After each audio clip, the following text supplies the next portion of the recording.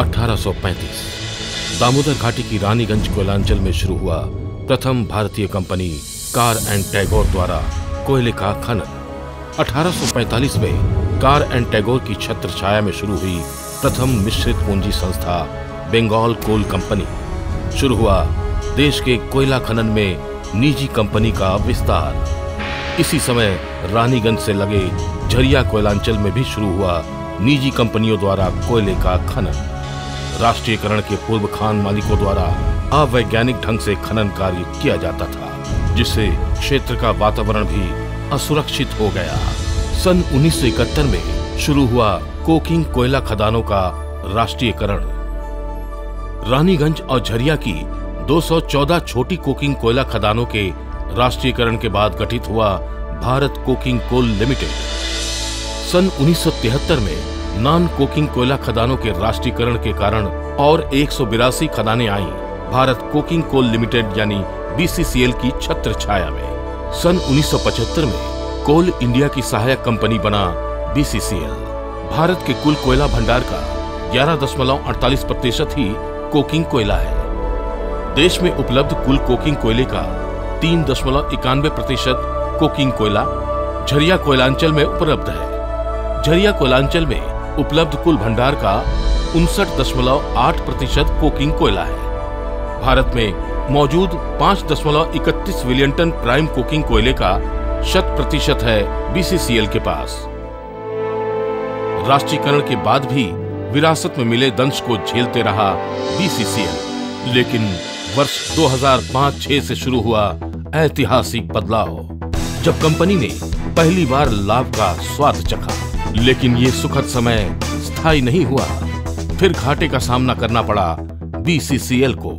लेकिन 2008 से बीसीसीएल के स्वर्णिम दिनों की शुरुआत हुई और 1 अगस्त 2012 से सकारात्मक शुद्ध संपत्ति के साथ बीसीसीएल एक नए रूप में उभर कर सामने आया।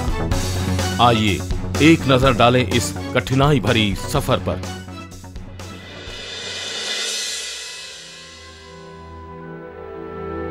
बहुमूल्य कोयले के भंडार के साथ साथ जरूरत से ज्यादा कर्मचारी और कुछ गैर उत्पादक यूनिट विरासत में मिले थे बीसीसीएल को, जिसके कारण बीसीसीएल शुरू से ही घाटे में था।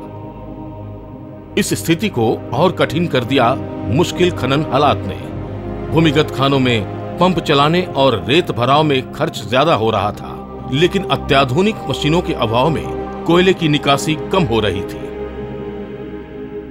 इसके साथ ही आग, अस्थिर कामकाज और सतह की कमी, घनी आबादी और मशीनों की कम क्षमता के कारण ओपन कास्ट भी लाभदायक नहीं था। मल्टीसीम मौजूद होने की वजह से ओवरबर्डन को दोबारा हटाना पड़ता है। इसके साथ है क्षमता से अधिक वेतन और मजदूरी देने की बाध्यता।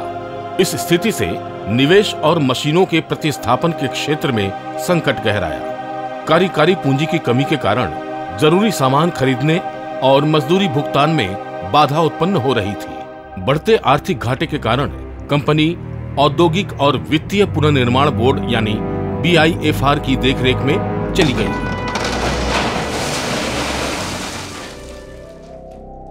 वित्तीय वर्ष 2004-05 में कंपनी को 951.43 करोड़ का घाटा हुआ और इसी साल पुनरुद्धार योजना की शुरुआत हुई तथा कंपनी का टर्न अराउंड शुरू हुआ। सन 2005-06 में बीसीसीएल के इतिहास में पहली बार 49.58 करोड़ का लाभ दर्ज किया गया। सन 2006-07 में 405.39 करोड़ का घाटा 7.61 करोड़ के लाभ में बदल गया, जब कोल इंडिया से ब्याज में 493 करोड़ की छूट मिली। लेकिन वित्तीय वर्ष 2008-09 में राष्ट्रीय कोयला वेतन समझौता के कारण फिर 1380.47 करोड़ के घाटे का सामना करना पड़ा। लेकिन उसके बाद फिर पलटकर नहीं देखा बीसीसीएल ने। 2009-10 में 794.19 करोड़ का लाभ दर्ज हुआ। 2010-11 में लाभ का अंक पहुंचा 1039.59 करोड़ तक, यानी 37.71% की वृद्धि। वित्तीय वर्ष 2011-12 में लाभ पहुंच गया 822.36 करोड़ तक। समस्याओं की आग में जलकर फिनिक्स पक्षी की तरह उठ खड़ा हुआ Bharat coking coal limited.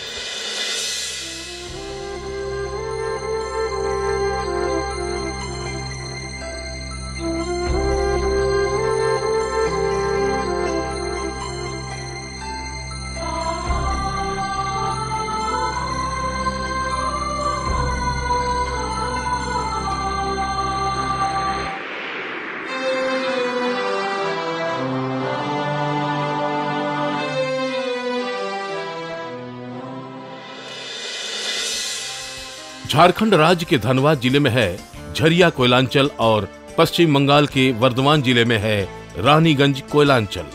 Jharia Koylanchal के 273 और रानीगंज कोयलांचल के 32 वर्ग किलोमीटर इलाके में बसा भारत कोकिंग कोल लिमिटेड यानी BCCL, जिसका मुख्यालय कोयला भवन धनबाद शहर के कोयला नगर में स्थित है।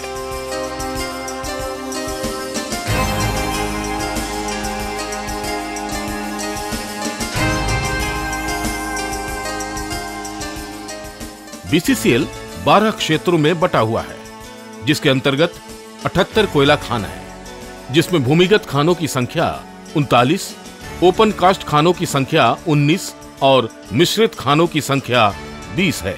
इसके अलावा 6 कोकिंग कोल एवं 2 नन कोकिंग कोल वाशरी भी चलाता है BCCL। कंपनी को सुनहरे भविष्य की ओर ले जाने के लिए एक कुशल रणनीति बनाकर काम कर रहा है BCCL प्रबंधन। इस रणनीति के तहत सालाना 2 से 3 मिलियन टन वृद्धि को लक्ष्य बनाया गया है। प्रति वर्ष 50 मिलियन टन उत्पादन तक पहुंचने के लिए सभी ओपन कास्ट खानों में कंबाइंड सीम तक खनन कार्य किया जा रहा है। इस कार्य में गति लाई जा रही है ताकि पहले 5 साल तक ओपन कास्ट उत्पादन में सालाना 2 से 3 मिलियन टन की वृद्धि हो। कंबाइंड सीम तक खनन के बाद ओपन कास्ट के नीचे भूमिगत खनन से अगले 5 साल तक सालाना 2 से 3 मिलियन टन की वृद्धि होगी। स्ट्रेटेजिक प्लान के तहत कार्य करते हुए जो फिजिकल एवं फाइनेंशियल आंकड़े हैं, उसने BCCL के भाग्य को ही बदल दिया है। उत्पादन में वृद्धि और उसे लाभदायी बनाने के लिए काफी कदम उठाए गए हैं एवं उठाए जा रहे हैं। नुकसान में चल रही ओपन कास्ट खानों से हैवी अर्थ मूविंग मशीनों को लाभदायी खानों में स्थानांतरित किया गया है। नुकसानदेही ओपन कास्ट खानों में अभी हायर्ड HEMM के जरिए उत्पादन चलाया जा रहा है। उत्तर और दक्षिण तीसरा, ब्लॉक 2, ब्लॉक 3, ब्लॉक 4 जैसे बड़े ओपन कास्ट खानों का विस्तार किया जा रहा है, ताकि इन खानों की उत्पादन क्षमता बढ़कर सालाना 5 से 8 मिलियन टन तक पहुंच जाए। भूमिगत खानों को अमलगमेट किया जा रहा है। उच्च क्षमता वाली मेगा भूमिगत खानों को नई तकनीक से चलाई जाएगी। इस हेतु कार्यादेश दे दिया गया है। डिस्पैच बढ़ाने के लिए साइलो का निर्माण एवं वैल्यू एडिशन के लिए नई वाशरी का निर्माण कराया जा रहा है। 12 मिलियन टन का हमारा कॉन्ट्रैक्ट फाइनल हो चुका है।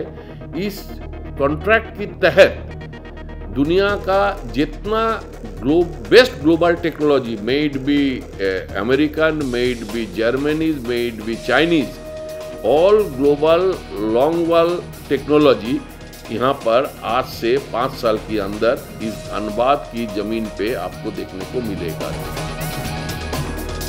उत्पादन बढ़ने से कंपनी की निरंतर वृद्धि निश्चित होती है, इसलिए BCCL ऐसे रास्ते में चल रहा है। कंपनी कंबाइंड सीम तक ओपन कास्ट पद्धति से उत्पादन करेगी। यदि जमीन मिल जाती है तो 300 मीटर गहराई तक ओपन कास्ट चलाया जाएगा, क्योंकि 1/3 का अनुपात अनुकूल है। यदि सतही आधारभूत संरचना की वजह से ओपन कास्ट नहीं चल पाता तो कंबाइंड सीम के धरातल से उच्च क्षमता वाली भूमिगत खदान चलाई जाएगी, क्योंकि कंबाइंड सीम के नीचे ये सभी सीम बिल्कुल नई है।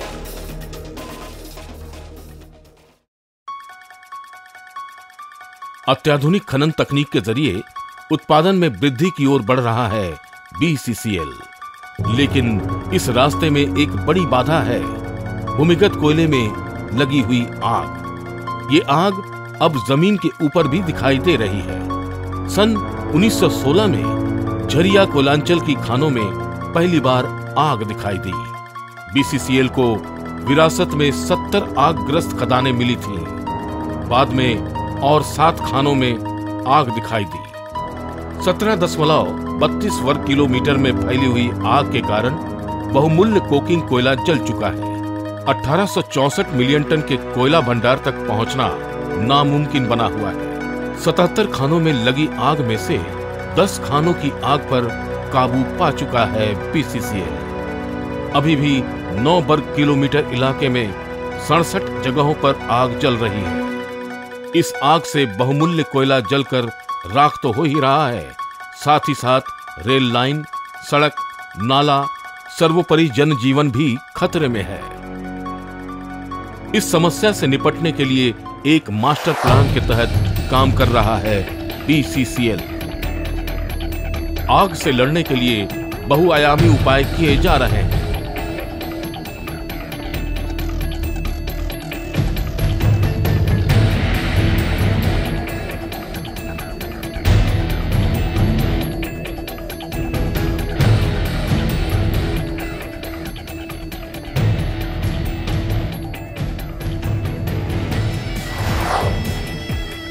आग पर पूरी तरह काबू पाने के लिए आग से लड़कर कोयला निकाल लेना ही एकमात्र उपाय है, लेकिन जमीन के अभाव के कारण यह सर्वत्र संभव नहीं हो रहा है। वहां बसे गैर बीसीसीएल लोग हटना नहीं चाह रहे हैं, फिर भी पुनर्वास योजना चल रही है। मास्टर प्लान के तहत बीसीसीएल कर्मियों को पुनर्वासित करने की जिम्मेवारी बीसीसीएल के ऊपर है और गैर बीसीसीएल लोगों को पुनर्वासित करने की जिम्मेवारी जेआरडीए के माध्यम से राज्य सरकार की है और इसके लिए राशि कोयला कंपनी द्वारा उपलब्ध कराई जा रही है। बीसीसीएल अपने कर्मियों के लिए 5,125 आवासों के निर्माण का कार्य शुरू कर चुका है। इसके पहले बीसीसीएल द्वारा 3,500 आवासों का निर्माण डेमोन्स्ट्रेशन प्रोजेक्ट के तहत कराया गया, जिसमें जेआरडीए ने 2,500 गैर बीसीसीएल परिवारों को पुनर्वासित किया है। मास्टर प्लान के तहत जेआरडीए को 60,000 आवासों का निर्माण करना है। This is the biggest rehabilitation of the country. BCCL अपना पार्ट के अलावा जेआरडीए को पार्ट में भी काफी आगे बढ़ चढ़ के हिस्सा ले रहा है।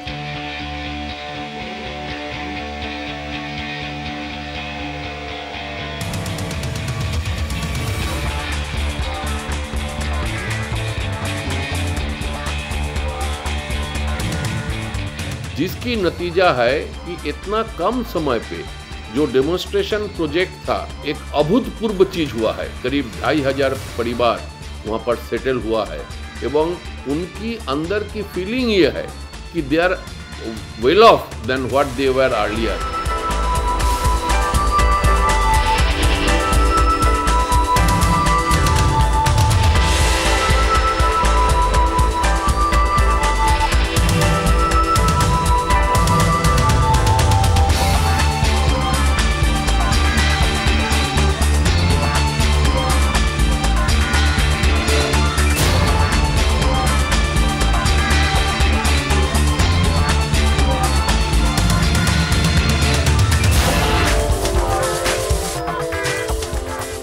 आग से दूर हो गए हैं।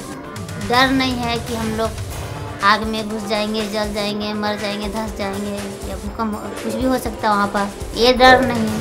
बहुत तरह का सुविधा मिला है, आने जाने का बस मिला है और जहाँ हम लोग को पानी का किल्लत था, घर में पानी मिला है, लैट्रिन बाथरूम, और क्या हम एक गरीब को और क्या चाहिए।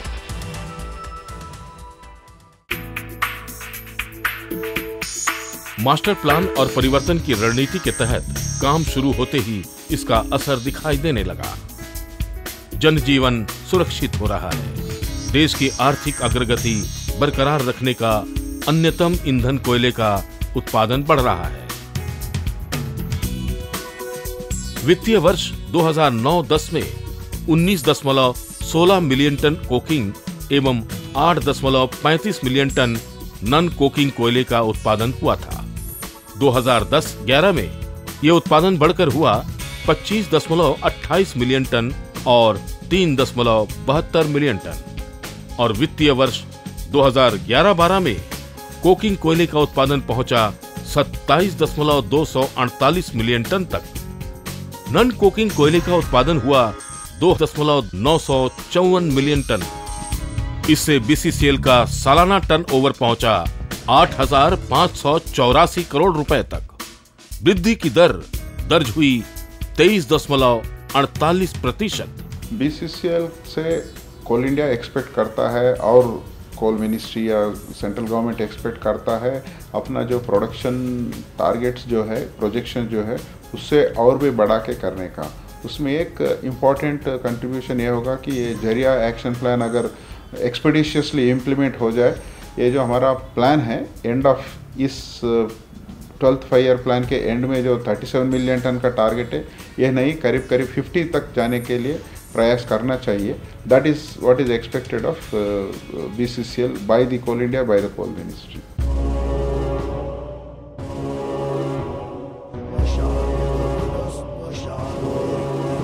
सिर्फ उत्पादन की वृद्धि में ही नहीं, खान सुरक्षा पर भी 100% ध्यान दिया जाता है बीसीसीएल में। रेस्क्यू स्टेशन में किसी भी परिस्थिति से सामना करने के लिए हमेशा तैयार रहते हैं प्रशिक्षित और समर्पित बचाव दल।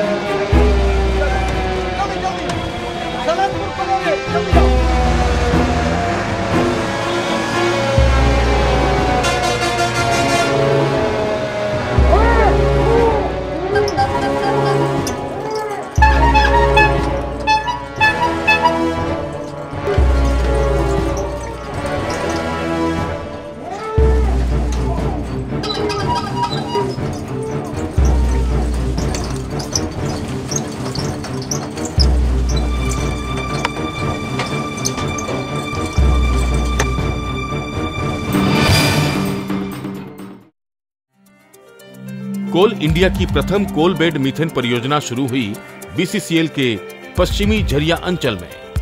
मुनिडीह में चल रही है यह परियोजना। यहां गैस द्वारा 250 किलोवाट के 2 जनरेटर चलाकर उत्पादित बिजली कोलियरी की कॉलोनियों में दी जाती है। ये जो प्रोजेक्ट किया गया, इस प्रोजेक्ट का तहत हम लोग मीथेन गैस को एडवांस में जो कोल सीम में है उसको बाहर निकाल देते हैं। उसका 3 उद्देश्य, उसका बेनिफिट 3 है। एक हो गया कि जो ग्रीन हाउस गैस बनता है उसको हम लोग मतलब पर्यावरण में जाने नहीं देते हैं। दूसरा हो गया माइंस में जो हम लोग के एक्सट्रैक्शन के समय में जो डेंजरस इफेक्ट रहता है वो कम हो जाता है। तीसरा हो गया इसको हम लोग कमर्शियल यूटिलाइज करके हम लोग चाहे पावर जनरेशन में या किसी कमर्शियल गैस सिलेंडर में भर के उसको यूज कर सकते हैं। अभी यहाँ हम लोग को पावर जनरेशन करते हैं। इस परियोजना के विस्तार की भी योजना बन रही है। अभी बीसीसीएल में 40 से 50 साल पुरानी 8 वाशरी है। इसमें 6 है कोकिंग कोयले के लिए और 2 है नॉन कोकिंग कोयले के लिए। 2 नई वाशरी बनाने की भी मंजूरी दे दी है कोल इंडिया ने। इसके अलावा 4 और नई वाशरी बनाने की भी योजना है। बीसीसीएल आगे बढ़ रहा है, लेकिन सिर्फ कोयला खनन में अपने प्रयास को सीमित नहीं रखा कंपनी ने। कॉर्पोरेट सामाजिक दायित्व पालन में भी बढ़ चढ़कर आगे आया। कोयला खानों से जो पानी निकाला जाता है उसको धनबाद के किसानों तक पहुंचाने के लिए एक दृष्टांत योग्य कदम उठाया बीसीसीएल ने। खदान से पानी निकालते हैं, उसके लिए बहुत खर्चा करते हैं, पंप बैठाते हैं, बिजली लगाते हैं और उस पानी को हम बहने देते हैं। It's just we waste it. हमने यहाँ पर 12 करोड़ रुपया खर्चा करके आउट ऑफ 12 एरिया 3 एरिया का पानी को स्टेट गवर्नमेंट को इन्वॉल्व करके उनकी साथ में एक टीम बना के 2 रिजर्वायर बना के हम वो टोटल 3 एरिया को पानी हम 2 रिजर्वायर में उनको देने जा रहा है, जिसमें हम 12 करोड़ रुपया खर्चा कर रहा है। वो होपफुली